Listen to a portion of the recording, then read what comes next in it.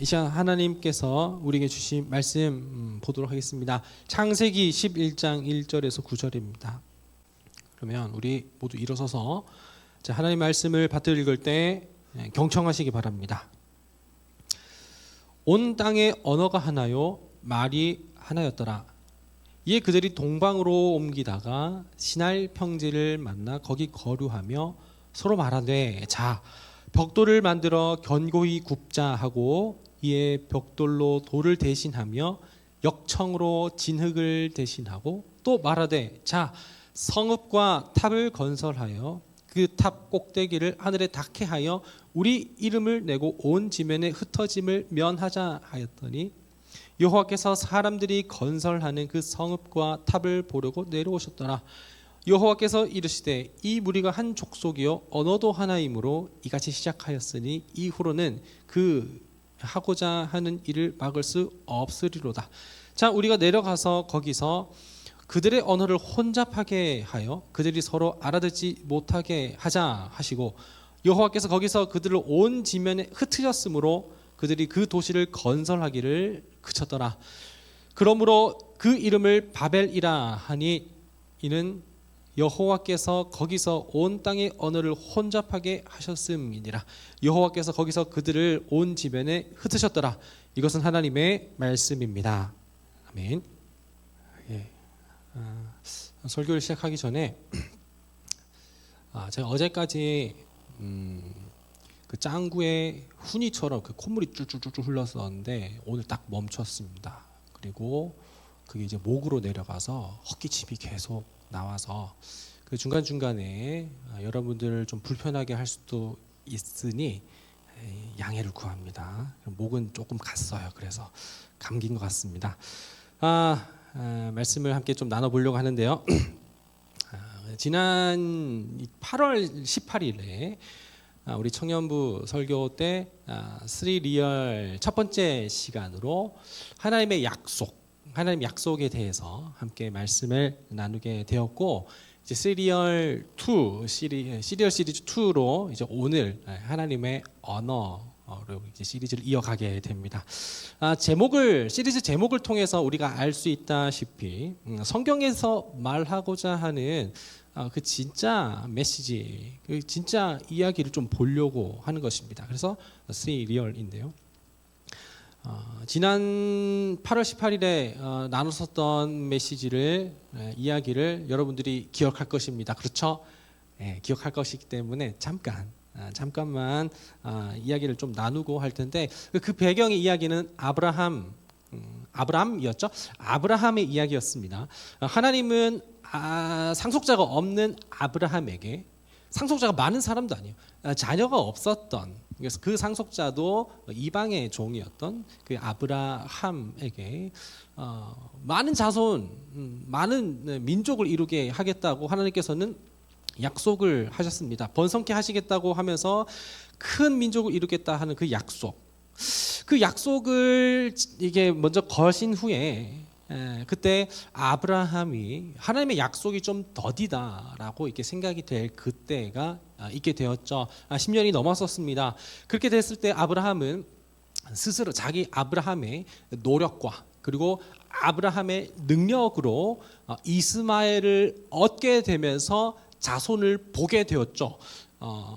그러나 하나님의 약속은 아브라함의 능력과 아브라함의 노력이 아닌 오직 하나님의 능력으로만 주실 수 있는 이삭을 통해서만 그 하나님의 약속을 더욱 선명하게 이루실 것이라고 하나님께서 말씀을 하셨습니다.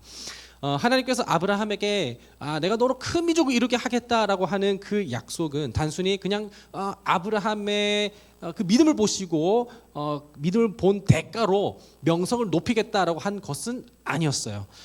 우리가 왜곡되어서 알고 있는 아브라함의 이야기를 통해 얻는 교훈이 있다면 우리가 먼저 선제적인 믿음, 이만한 믿음이 있을 때 하나님께서는 그 믿음을 보시고 이러한 축복을 대가로 주셨다라고 그래서 우리는 그 믿음을 무모하다 싶을 정도로 이렇게 먼저 보이는 경우가 있지만 결코 그것은 아니라는 것입니다. 아브라함의 진짜 메시지는 하나님께서 먼저 약속하시고 그 횃불로서 쪼개진 사이로 혼자 지나가시며 신실하게 그 약속을 이루시겠다는 것이고, 그 약속은 궁극적으로 어디서 나타났느냐면 마태복음 1장에서 나타난 것처럼 예수 그리스도의 계보, 아브라함으로부터 시작되어서 하나님의 약속은 예수 그리스도로 나타났다라는 그 이야기를, 하나님의 구속사가 그 이전부터 신실하게 시작되었다라는 것을 말하고 싶었던 게 바로 아브라함의 메시지라는 것이죠.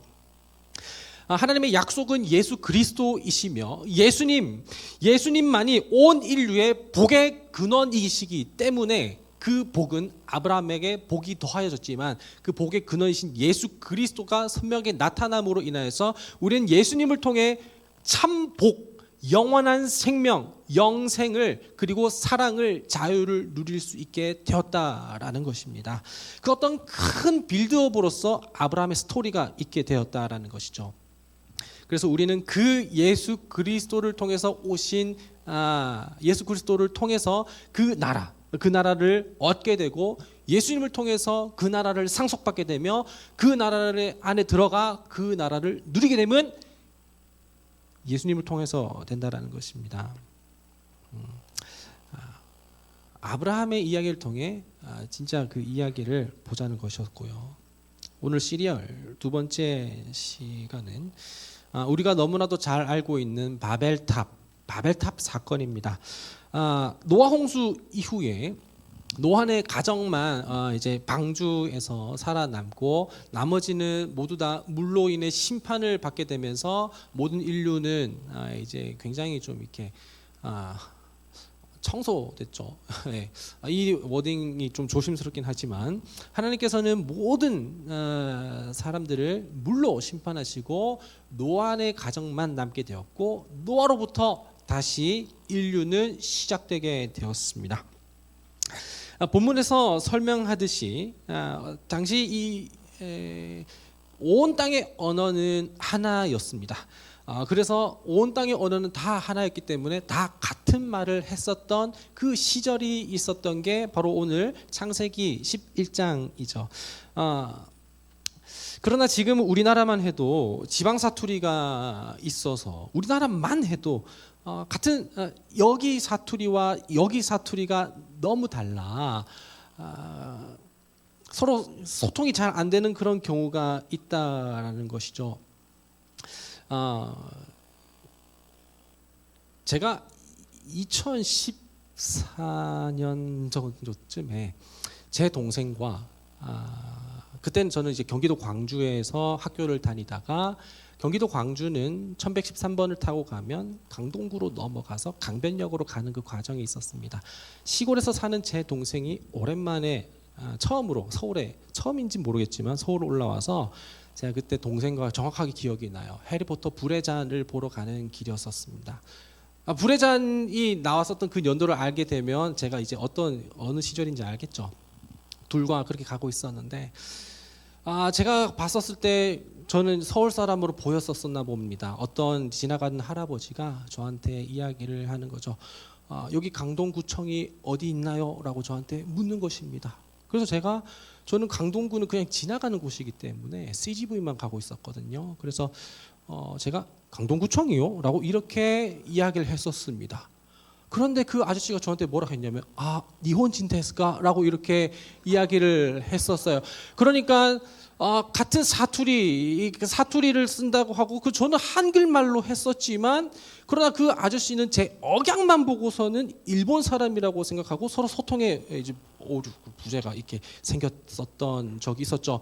이렇게 우리나라 안에서도 저는 사투리 단어를 쓰지 않고 억양만 그랬을 뿐인데 소통이 되지 않은 이런 상황이 있었죠. 저는 그리고 굉장히 영어를 못합니다. 그리고 영어뿐만 아니라 우리말도 못해요. 그래서 어휘력이 저는 정말 부족하고 맨날 쓰는 단어만 써요. 그래서 그만큼 문장을 구성하거나 표현하는 것도 저는 맨날 거기서 거기에요. 설교도 맨날 거기서 거기에요. 근데 이게 이제 목회자로서 설교자로서 굉장히 치명적인 부분 중 하나라서 저는 좀 어휘력과 그 단어, 문장 구사력을 좀 늘리고 싶고 그렇게 하고 싶은데 그게 뭐 마음대로 뜻대로 되는 것은 아니에요. 그냥 그런 상황인데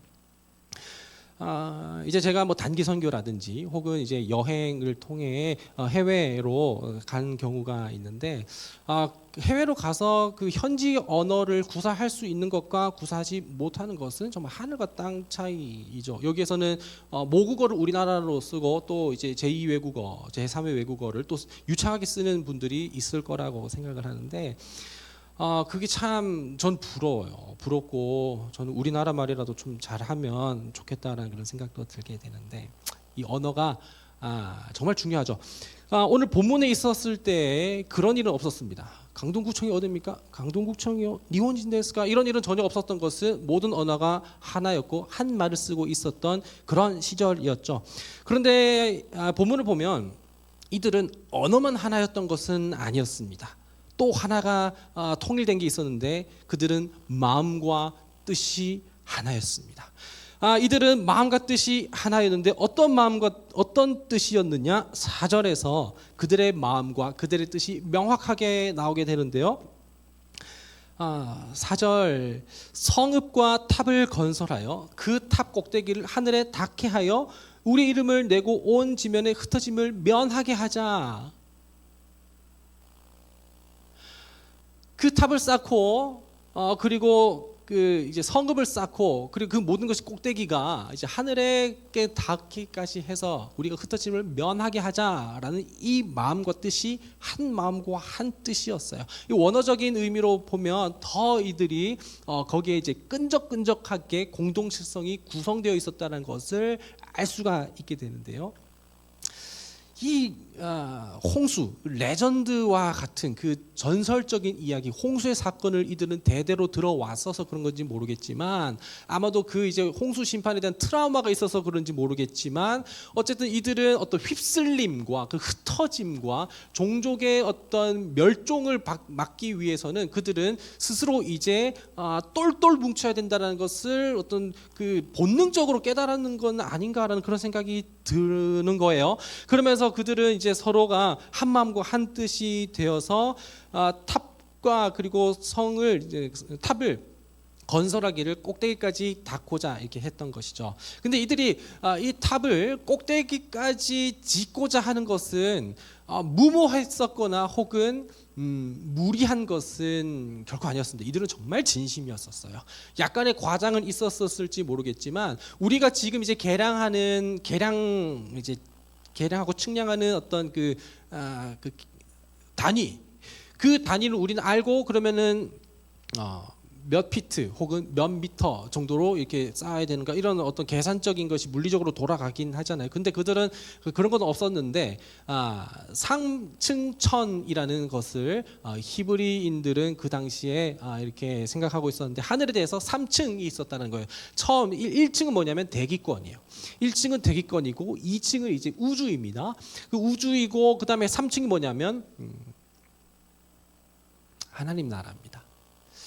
그 하늘, 그러니까 하늘의 꼭대기라고 하는 것은 대기를 뚫어 우주를 넘어 하나님의 영역, 신의 영역까지 닿고자 했었던 그들의 교만한 이야기를 이야기하는 것이 바로 꼭대기까지 쌓고자 했었던 거예요. 여기서 하늘이라는 단어를 우리말로는 개역개정이나 뭐 세번역으로는 전부 다 단수로 표현이 되고 있긴 하지만 원어로 봤을 때는 하늘들이라고 이야기했었는데 바로 3층 천을 이야기하고 있기 때문에 그런 것이죠. 하나님께서는 이런 교만한 이들의 마음, 탑을 쌓고 성을 쌓아서 그들이 스스로 능력으로 노력으로 꼭대기까지 하나님의 영역까지 닿고자 하셨던 그들의 마음을 보시고는 그들의 마음을 그들의 능력을 무기력하게 해야겠다라고 생각을 하시게 되었습니다. 그래서 그 탑 쌓는 건설하는 일을 멈추게 하셨는데 어떤 방법으로 멈추게 하셨느냐? 뭐 여러 가지 방법이 있었을 것입니다. 하나님께서는 다시 이제 물의 심판 혹은 불의 심판, 지진 뭐 이런 걸로 할 수 있었지만 온 땅에 그들의 언어를 혼잡하게 하신 것입니다. 하나님 방법은 그거였어요. 어떤 물리적인 공격은 아니었고 언어를 흩어버리는 것입니다. 이들의 언어가 혼잡하게 되니까 어떻게 되겠습니까? 의사소통이 전혀 이루어지지 않게 되는 것이죠. 뭐 예를 들면 벽돌을 올려라, 벽돌 한 장을 더 줘라고 했는데 벽돌을 달라고 했지만 벽돌이라고 들리지가 않는 거예요. 역청을 달라고 했는데 역청으로 들리지가 않는 거예요. 밑에 사다리를 꽉 잡아달라고 했었는데 옮겨달라는 줄 알고 막 사고가 나는 거예요. 이제 전부 다 이제 제가 가정해서 하는 것입니다. 뭐 그런 언어가 통하지 않으니까 일의 진척이 도무지 나지가 않는 것이죠. 그러면서 그들은 스스로 어쩔 수 없이 모든 작업, 건설에 대한 작업을 중단할 수밖에 없었고, 이것이 바로 하나님께서 이들이 탑쌓는 것, 하나님의 영역까지 올라가는 것을 멈추게 한 방법이었습니다. 그리고 이들은 한 마음과 한 뜻이었지만, 언어도 하나였지만, 그러나 언어가 다 달라졌기 때문에 이들은 결국에는 뿔뿔이 흩어지게 되었습니다. 이들이 하나님을 의지하지 않는 모습을 어떤 물리적인 상황으로 우리는 좀 또 볼 수가 있겠는데요. 여러 가지 이유들, 이들이 뭐 하나님을 멀리하게 된 여러 가지 이유를 볼 수 있긴 하겠지만, 그 중에서 성경에서 좀 직간접적으로 좀 설명하고 있는 구절이 있는데, 그 구절이 바로 2절입니다. 우리 2절로 한번 눈을 옮겨보면 좋겠어요. 2절에 보면 그들이 동방으로 옮기다가 신할 평지를 만나 거기 거류하며라고 되어 있습니다. 그렇죠? 동방으로 옮기다가, 여기서 이제 우리 세번역 개역개정에서는 동방, 그리고 세번역에서는 동쪽으로 이렇게 되어 있는데, 히브리어 원어로는 이제 케뎀이라고 합니다. 뭐 중요하진 않아요. 케뎀이라고 하는데, 이 1장부터 10장까지, 창세기 1장부터 창세기 10장까지 이 케뎀이라는 단어, 이 단어가 총 10번 정도 5번 사용이 되었는데, 이 케뎀이라는 단어가 사용이 될 때마다 공통점이 있다면 에덴과 관련이 있다라는 거예요. 에덴을 중심으로 이렇게 좀 이렇게 설명을 할 때 전부 다 이렇게 단어가 사용됐다라는 것입니다. 이 케뎀에 대한 단어 좀 더 설명을 해드리자면, 또 다른 특징이 있는데, 이 동방, 케뎀, 동방, 이 동쪽은 이제 공간적인 의미로는 말 그대로 이제 동쪽입니다. 동쪽인데, 동시에 이 공간적인 의미가 아니라 시간적인 의미로 한다면 동쪽이 아니라 먼 옛날 혹은 태초, 그렇게로 쓰이게 된다라는 것입니다. 창조의 때. 그래서 이게 종합해서 이 2절을 이야기를 하자면, 이제 중의적으로 표현이 된 것이죠. 공간적인 의미로 볼 때는 이들이 에덴으로부터 점점 더 이제 동쪽으로 에덴을 중심으로 동쪽으로 더 이동을 되고 있다라는 것이고, 그리고 처음 하나님께서 만드신 그 이제 하나님과의 관계가 시작되었었던 에덴, 그 때로부터도 점점 더 멀어진다라는 그런 뜻이기도 합니다. 그러니까 물리적인 공간으로서 동쪽으로 더 멀어지는 것이기도 하고, 그리고 점점 더 그 하나님의 창조의 때로부터 시간이 계속해서 흘러가고 있다는 것을 이야기하죠. 그리고 2절에 계속 보면 이제 신할 평지에 이제 거류해서 만나서 거류했다라는 이 표현은 그냥 거류했다라고 하는 것은 이제 전적인 이 사람들이 결정하고 행동에 옮긴 주체가 되었다라는 것입니다. 수동적이거나 뭐 그리고 간접적인 것이 아니라 굉장히 이들이 자기 주체가 되어서 자기들의 선택에 의해서 그 신할 평지로 만나 거기에서 거류하게 되었다는 것. 그러니까 하나님에 대한 어떤 섭리와 인도하심에 대해서 벗어나서 자기들 마음대로 그렇게 동편으로 옮겨갖고 거기에 거류했다라는 것을 볼 때, 이 사람들은 이미 하나님을 떠나 탑 쌓기 좋은 곳으로 찾아가기로 마음 먹었구나라는 것을 우리는 어느 정도 은연중에 유추할 수가 있다라는 것이죠. 창세기 1장부터 11장까지 총 4대 사건이라고 할 수 있는 것이 있는데, 첫 번째로는 창조겠죠. 하나님께서는 창조하셨고, 두 번째로는 타락일 것입니다. 너도 하나님처럼 될 수 있어. 하나님처럼 될 수 있어라는 뱀의 유혹에 넘어가서 그래서 하나님이 되고자 했었던 것, 우리는 뭐 죄라고도 얘기하고 불순종이라도 얘기하지만 하나님이 되고자 했었던 그것, 그 이제 인간의 타락이 되었고, 세 번째가 이제 거기에 대한 하나님의 노아 홍수 심판이었고, 마지막 네 번째가 바벨탑 사건입니다. 이 창세기의 1장부터 11장까지 이르러서 인간의 타락에 대한 전체적인 개요가 나타나게 되는 것이죠. 이렇게 인간에 대한 타락으로 이제 창세기 전반부를 이렇게 그리고 나서 그 다음에 이제 아브라함의 이야기가 시작이 되는데, 자 어쨌든 우리는 아브라함의 이야기에 넘어가진 않고 여기까지만 이렇게 하겠고요. 이렇게 인간의 타락을 우리는 성경을 통해서 보게 됩니다. 종합해서 볼 때 인간의 타락으로 하나님과의 단절이 이 인간은 이제 되는 것이죠. 그러면서 죄의 영향과 죄의 지배를 받게 되는 것입니다. 그러니까 죄를 행위적으로 짓지 않아도 존재적으로 죄의 영향과 죄의 다스림 아래에 놓여 있게 되어서 죄가 묻었기 때문에, 죄에 오염됐기 때문에 거룩한 하나님 앞에 나아가지 못하는 그런 상황에 놓인 게 바로 이제 우리 인간이 되었다는 것이죠. 이 인간의 타락, 하나님과의 단절, 이것은 다시 회복되고 하나님과의 관계가 다시 연합되어야 하기는 해요. 그렇죠? 그런데 하나님과의 관계가 회복되고 연합이 되어야 하는 이것 자체도 하나님의 능력과 하나님의 방법과 하나님의 인도하심으로 그분의 전적인 은혜에 의지를 했어야 했었는데, 그런데 이 하나님과의 연합과 하나님과의 관계의 회복을 인간의 능력과 인간의 노력으로 하려고 했었던 것이 바로 바벨탑의 사건일까요? 이들은 이제 하나님과 다시 만나기 위해서 하나님께 계시는 그 3층 천, 그 하늘의 꼭대기까지 탑을 쌓아서 하나님과 만나려고 그렇게 하려고 했었는 것이거나, 아니면 또 자기들이 하나님이 되려고 했거나입니다. 우리는 우리의 능력과 우리의 노력과 우리의 공로로 하나님과의 연합을 이루려고 해요. 우리의 능력과 우리의 노력과 우리의 공로로 하나님과 화해하려고 해요. 그래서 우리는 더 열심히 봉사하거나 아니면 우리 청년부는 그렇진 않지만 많은 돈을 들임으로써 하나님께 인정받으려고 한다라거나 헌금을 많이 함으로써 하여튼 그런 능력, 나의 노력, 나의 공로, 하나님 내가 이만큼 했습니다.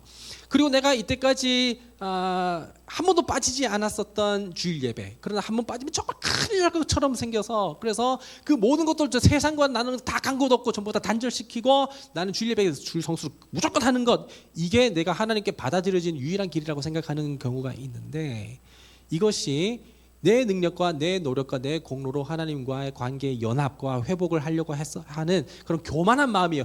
나의 것으로 가능할 거라는 생각이 바로 이제 교만한 마음이라는 것이죠. 혹은 그런 걸 함으로 통해서 내가 하나님이 되는 것이죠. 그것이 바로 바벨탑 사건을 통해서 우리에게 각양각색으로 우리 가운데 보여지는 모습을 투영해 볼 수가 있는 것입니다. 하나님께서는 단순히 그들 바벨탑에 나오는 그들의 건축을 멈추시고 무너뜨리게 한 것은 아니었고, 그들의 타락과 그들의 죄악된 모습이 더욱더 확장되기 전에 그것을 막으신 것이었습니다. 그 방법으로서 의사소통을 하지 못하게 하셨던 것이었고, 하나님이 되고자 했었던 그 모든 그 똘똘 뭉친 마음들을 한 마음과 한 뜻을 전부 다 흩어버리시고 헤쳐버리신 것입니다. 이제 이 죄와 이 타락은 하나님과의 단절뿐만 아니라 사람과의 분열까지도 이어지게 된 것이죠.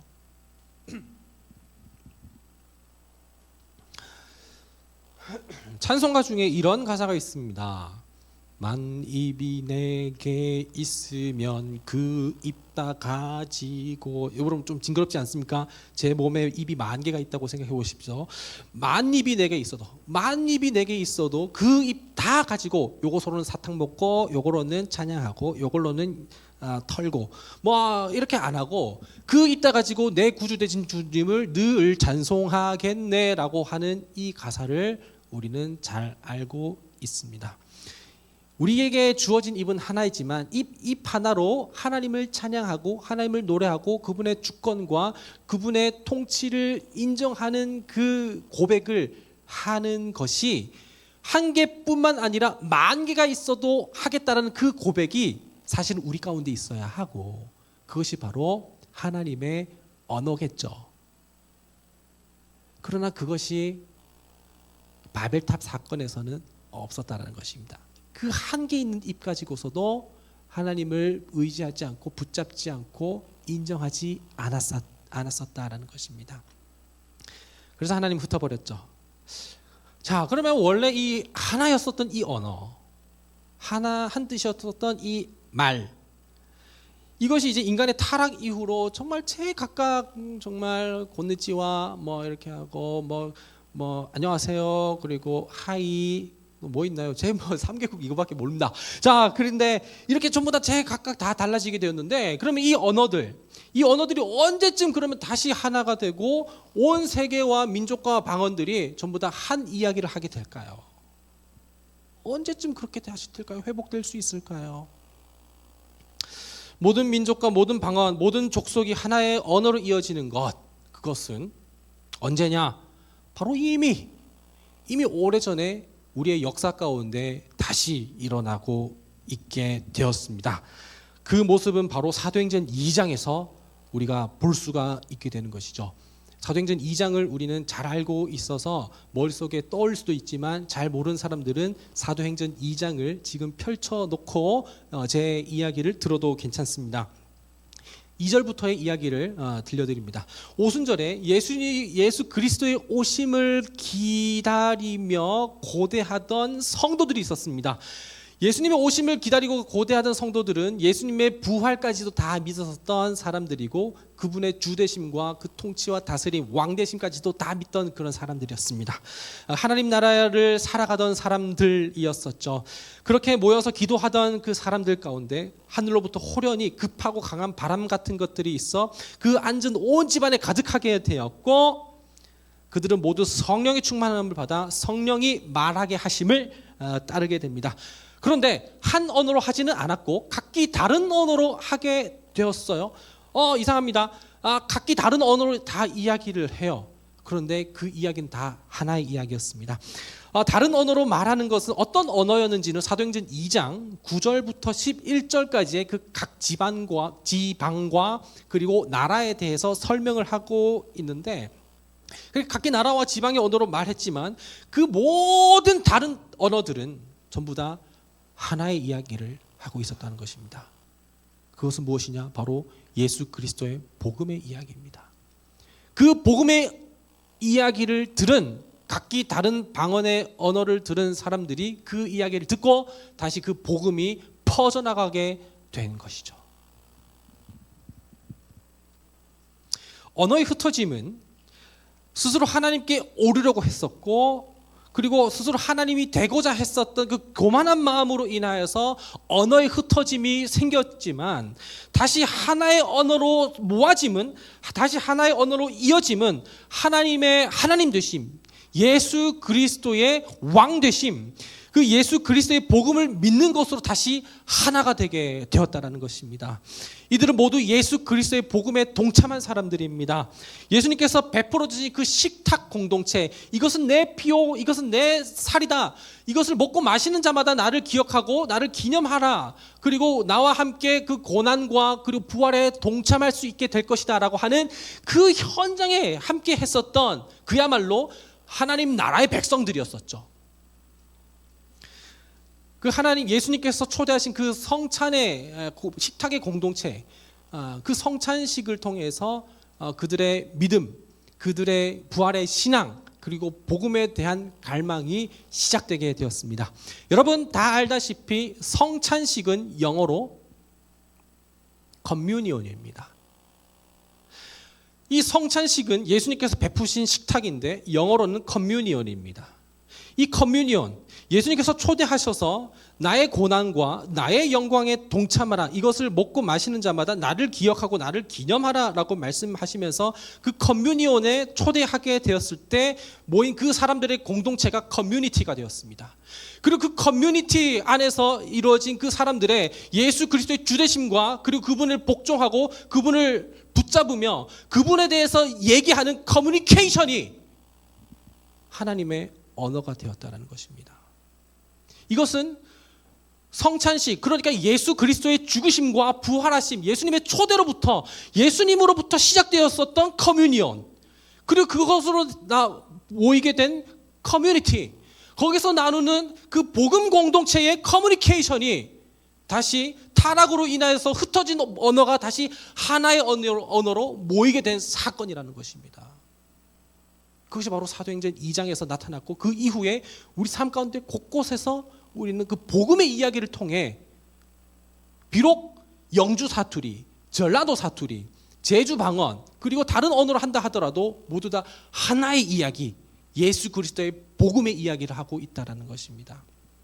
믿음의 주요 온전하게 하시는 그 이인 예수 그리스도로부터 우리가 믿음을 얻게 되어서 우리의 상황과 환경은 시시때때로 달라지지만, 그러나 그 믿음은 변치 않아 그 믿음 가운데 언제나 신실한 마음과 모습과 태도를 지키는 그 사람들의 모인 공동체 가운데 이제 우리가 그분의 유즈풀이 아닌 뷰티풀을 이야기하며 우리 예수님을 더욱더 붙잡으며 용납하고 사랑하고 섬기는 그 공동체, 그 커뮤니티에서 나타나는 그 모든 말들은, 그 모든 의사소통들은 지역이 다르고 그리고 어떤 모르는 것들이 다 다르다 하더라도 다시 하나의 언어로 모이게 됩니다. 하나님의 언어는 예수 그리스도입니다.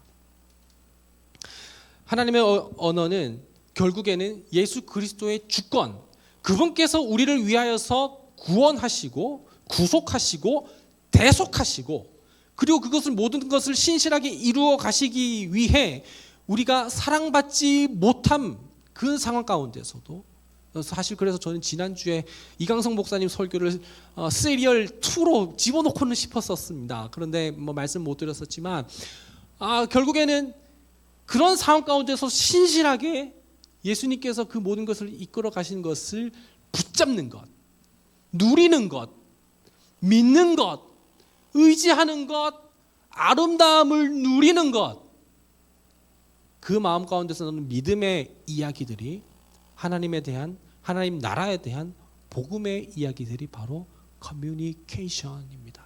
하나님의 언어입니다. 우리는 얼마나 그분을 붙잡고 의지하고 있습니까?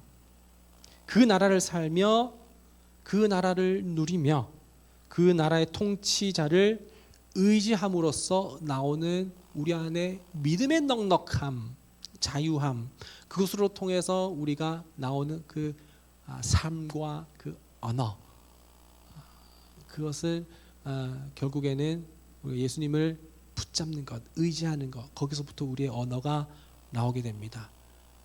흩어진 언어가 다시 모이게 되는 언어는 예수 그리스도이시고, 그 분을 통해 우리는 다시 예수님께서 초대하신 그 식탁 공동체로부터 복음 공동체로 더욱더 다시 확장되고 전파될 수 있다라는 것이죠. 그래서 오늘 우리 함께 이 찬양, 우리 보좌 앞에 모였네라는 찬양을 하게 될 때 우리는 나를 위로하시거나 나를 사랑하시고 그거 너무나도 맞고 중요하고 불변입니다. 그러나 우리는 그분을 나를 위로하고 나의 상처를 치유하고 그거 전에 이미 나를 위해 모든 것을 다 이루신 예수 그리스도, 하나님의 어린 양, 하나님의 보좌 우편에 앉으셔서 언제나 우리를 위해서 기도하시는 그 하나님을 우리가 의지하며 나아갈 때 각 나라와 족속과 백성 모든 방언에서 모든 천사들이 주님을 예배하고 노래하는 그 커뮤니케이션이 우리를 다시 하나님의 백성으로 모이게 할 것입니다. 먼저 우리 안에 그 복음에 대한 그 믿음이, 의지함이, 누림이 우리 안에 다시 한번 회복되길 원하고, 이 시간 우리 예수 그리스도를 다시 한번 노래할 수 있기를 원합니다.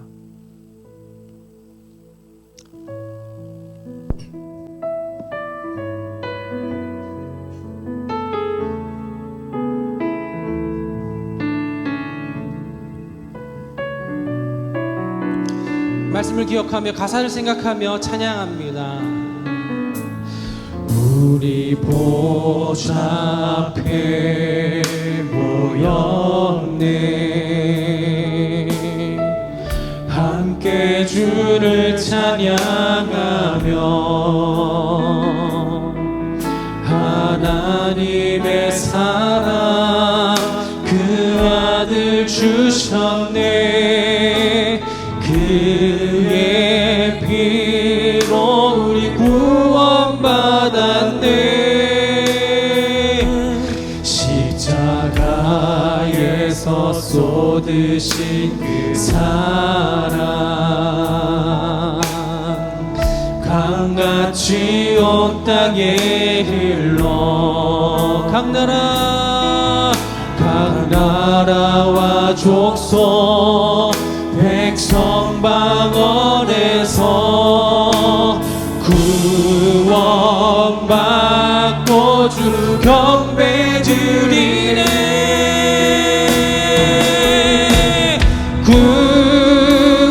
구원하심이 보좌에 앉으신 우리 하나님과 어린 양께 이토록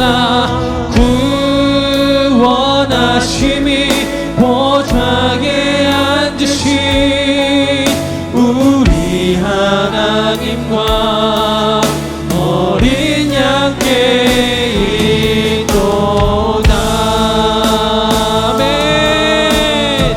우리 처음부터 찬양할 때 우리 모두 일어서서 오늘 말씀을 기억하며 주님께서 우리에게 주신 마음을 고백하며 찬양합니다.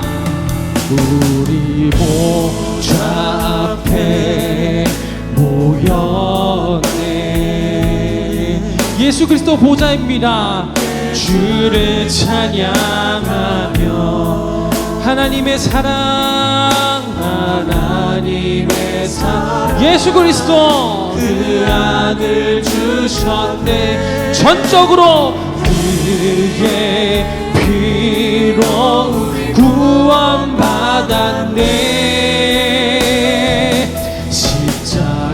십자가에서 쏟으신 그 사랑 강같이 온 땅에 흘러 각 나라와 족속과 백성과 방언에서 모두가 구원받고 하나의 언어 예수 그리스도의 복음으로 하나님의 나라 그분을 찬양하며 나가게 된 것입니다. 구원하심이 보좌에 앉으신 우리 하나님과 어린 양께 전하 구원하심이 보좌에 앉으신 우리 하나님과 어린 양. 우리 다시 한번 그분의 주권을 인정하며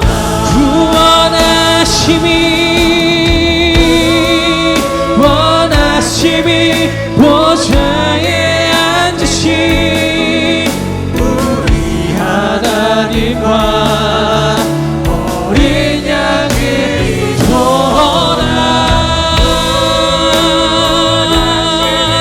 보좌에 앉으신 우리 하나님과 어린 양께 이토록 구원하심이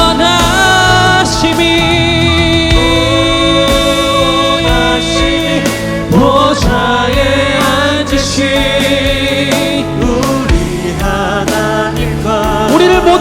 하나가 되게 하시고 하나님과 하나가 되시고 복음 공동체가 되게 하셔서 모든 흩어진 언어를 다시 하나의 언어로 묶어주시는 예수 그리스도, 그분을 다시 한번 우리가 마음을 다해서 송축하며 칭송하며 찬미하며 나아갑니다. 원하심이 보좌에 앉으신 예수 그리스도, 예수 그리스도 어린 양께 있도다. 원하심이 보좌에 앉으신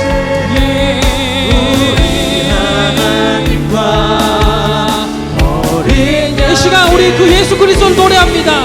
그분을 찬양합니다. 그분을 기도합니다. 그분을 높입니다. 우리의 마음 가운데 주신 그 모든 고백을 다시 한번 감사의 마음으로 높이며 기도하며 그분을 높이며 찬양하며 기도하며 나아갑니다. 하나님 아버지, 인간의 타락을 인하여 모두가 흩어져 아버지 앞에 서지 못했었던 그 모든 이들, 하나님 모든 이들을 주님 아버지 주님의 죽으심과 십자가의 대속으로 인하여서 다시 한번 고난과 부활의 모든 것에 동참하게 하셔서 우리를 하나의 복음 공동체, 하나님의 식탁 공동체로 묶어주셔서 이제 다시 한번 우리가 주님을 의지함으로 주님을 붙잡음으로 주 앞에 다시 하나의 언어로 노래하며 그분을 노래하며 칭송하며 찬미하며 고백하며 찬양하며 예배하게 하심 감사합니다. 하나님, 이 시간 우리 모든 예배하는 공동체들 가운데 예수 그리스도를 더욱더 믿고 의지하게 하여 주옵소서. 우리의 공로와 우리의 노력과 우리의 의지로 그분을 붙잡는 것이 아니라 하나님께서 이루신 그 모든 대속의 사건과 하나님께서 이루신 그 모든 일들을 우리가 마음 가운데 심령 가운데 믿게 하여 주시고 그분의 아름다우심을, 그분의 더욱더 위대하심을 노래하며 붙잡으며 나아가게 하여 주시옵소서. 하나님의 언어는 예수 그리스도입니다. 아버지, 우리가 오직 예수님의 주권과 왕되심과 그분의 통치와 다스림만을 붙잡게 하여 주옵소서. 그 안에서 사랑을 누리게 하여 주시고 그 안에서 자유함을 누리게 하여 주시고 그 안에서 우리가 더욱더 서로를 용납하고 사랑하고 품으며 하나가 되게 하여 주옵소서. 이제 우리가 하나님의 언어를 하게 하여 주옵소서. 사람의 언어와 그리고 우리 욕심의 언어와 탐욕의 언어를 그치게 하여 주옵시고 복음의 언어, 하나님의 언어, 예수 그리스도를 믿는 그 믿음의 고백과 사랑의 언어를 우리가 모두가 구사하게 하여 주시옵소서. 하나님, 이 시간 우리가 예배하는 속속과 백성과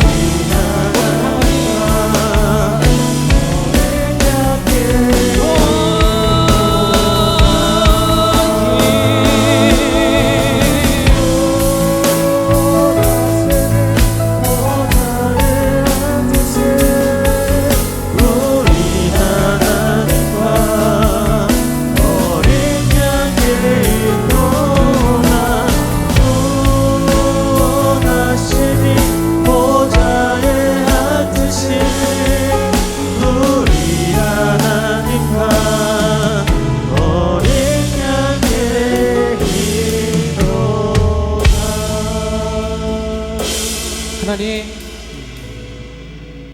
인간의 타락의 사건으로 인해 다 흩어져서 어쨌거나 결과적으로는 흩어진 그곳에 땅에 또 충만하여 복음의 공동체로 이루어지게 되긴 했지만 우리는 각자의 언어로 각자의 삶과 각자의 어떤 비전을 추구하며 서로를 짓누르고 억누르고 밟고 올라서려고 했었던 그런 탐욕적인 언어를 했었던 우리의 모습을 고백합니다. 이제 우리가 하나님의 언어를 하며 다시 복음 공동체를 회복하며 그 안에서 복음의 삶을 누리기 원하는데,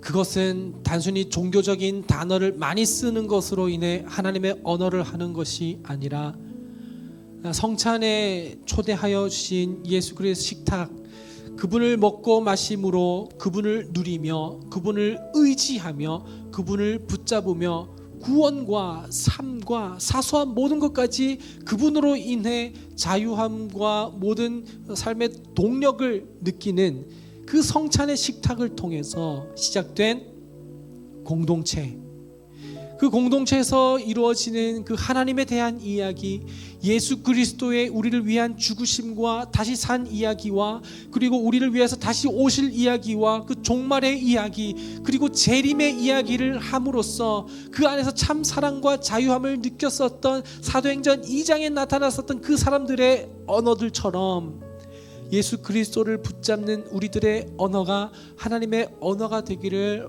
원합니다.